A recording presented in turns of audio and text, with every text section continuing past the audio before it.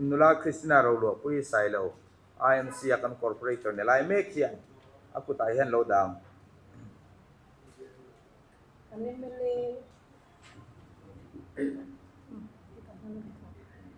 Kanimile candidate ten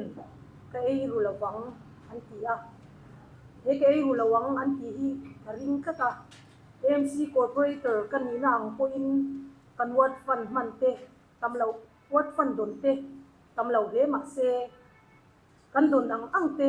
langklang takin ke poin ka mang thela suwangin kanimile tena ka ei rulawang anti hi ke chuan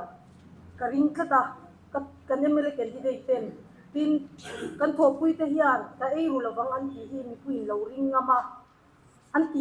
tak thei ngei po hi ka ring kata ni tin local development committee kan tin don anti a he po hi AMC a ward committee kan ti a theyang angin ke ni pon corporator te pon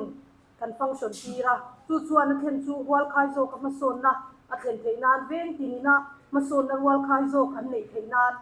ward committee kan dina chu wangin kan MLA candidate te hian local development committee mga wal khai zo ka man lak thei ngei ka ring ka kan